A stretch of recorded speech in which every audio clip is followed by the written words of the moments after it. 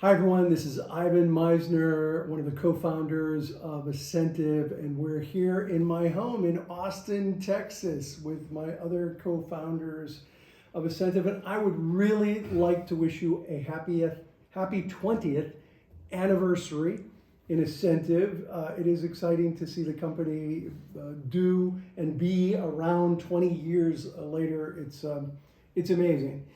One of the reasons that I helped to start Asentiv was the fact that we don't teach this in colleges and universities anywhere in the world. We don't teach networking, referral marketing. We certainly don't teach the topics that Asentiv evolved into over the years.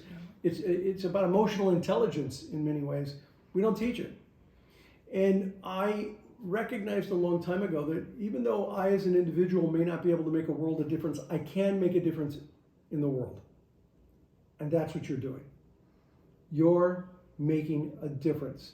A few people at a time, but you're making a difference. And that's the way you change the world. And I am really pleased to be here in my home with my co-founders. And I would love to turn it on over to Mike to give some comments about his involvement in the early days. In the early days, when I got a call from Ivan asking to be a business partner, I was so shocked. I literally said, "Can I get back to you?"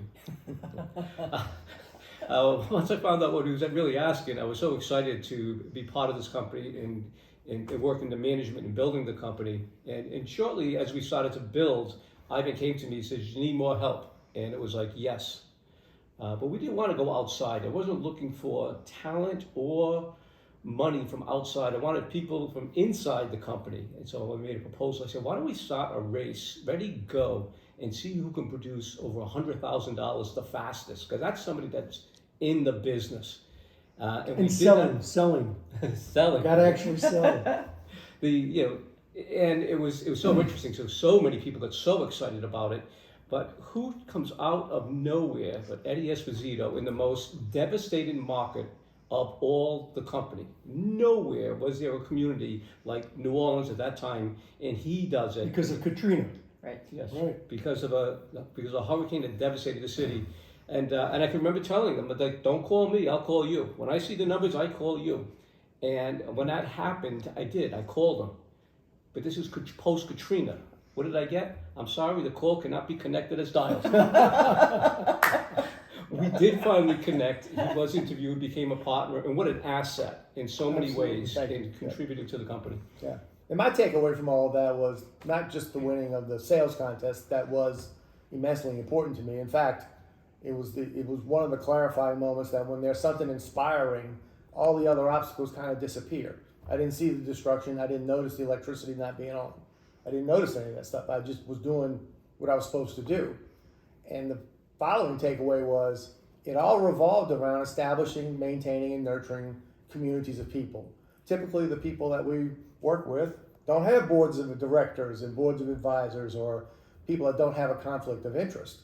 And by supplying this support community along with the material, it turned out to be the thing that when I needed them, they turned around and helped me make that sales goal.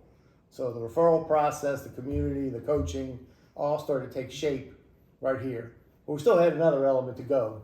And I'm going to let Mike tell you about that. Yeah, well, shortly after Eddie accomplished it, Dawn did the same thing in her region in California. So she also got the call to be interviewed.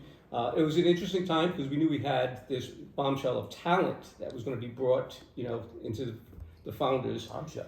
Wow. And then she became my wife. Yeah, I gotta say the biggest thing for me with this whole organization is just how many entrepreneurs' lives we've affected across the globe. Just helping entrepreneurs believe more in themselves, their business, how to run their business, how to build the business and make it scalable. It's just such an amazing thing. Like, I want a better life for everyone. And if they have a better business, with the collaboration, with the community, it just makes life easy. And that's what I love most about this. Well, I was really pleased to bring Eddie on as a partner. And Eddie, of course, Mike on as a partner, who brought on Eddie, who brought on Dawn.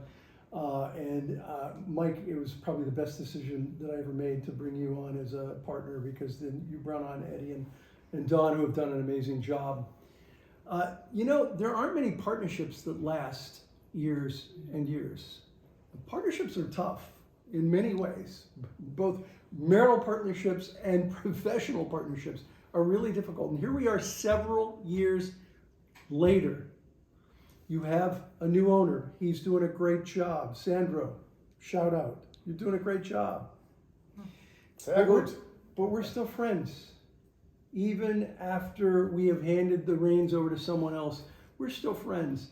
This is a partnership that will last a lifetime. And Mike, I appreciate you. Dawn, I appreciate you. And Eddie, I appreciate you. You guys have been not only partners, but good friends. And I wish you continued success in Asentiv. So to Asentiv, 20 years. Woo! Cheers. Cheers. Cheers! Some Congratulations! Yeah. Woohoo!